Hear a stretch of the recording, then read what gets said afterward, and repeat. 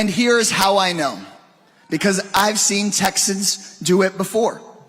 I didn't start out my career in Congress or in the C-suite or in the courthouse. I started it as a labor organizer on construction sites.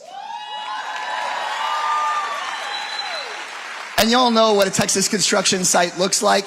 There's black workers, brown workers, white workers, immigrant workers, documented, undocumented, native-born workers, people that cross the border, people where the border crossed us.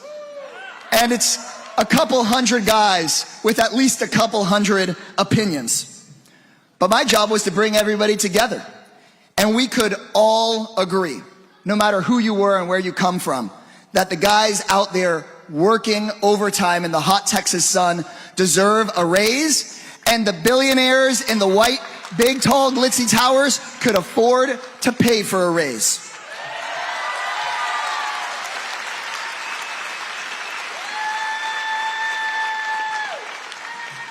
But sometimes we'd encounter a big-time real estate developer who just didn't want to pay. You guys know the type. The kind of guy that tried to say the rules didn't apply to him and tried to make himself feel bigger by saying stuff like, "You're fired." You know the type. You know, with a cheap spray tan and they like to put their name on everything.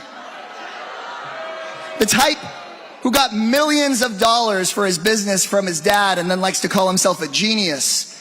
You know, he's got tons of money and thinks that everybody was put on earth to make him richer, but he tries to cut your health care so he can put another zero next to his paycheck. You guys know the type. And every time, those developers would try to play the oldest trick in the book. They would try to divide native workers from immigrant workers, pitting brown against white against black. They wanted people to fight each other so the rich could keep on getting richer. All this is to say, I've seen Donald Trump's playbook up close before. But I have good news.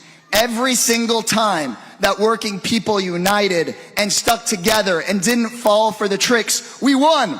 I've seen Texans win a raise, win health care, win retirement, win child care, win their rights. We won because there's nothing more powerful in America than working people who refuse to be divided. You see, in Texas, our playbook is old too. When working people have stood together in this state, we've won our country back. Let me tell you, they're trying to divide us. They're trying to say that the division will get worse and worse and worse so they can take over this part of our country. But let me tell you right now, Elon Musk does not own the valley. Monica de la Cruz does not own our votes. Donald Trump does not own our country. He just doesn't.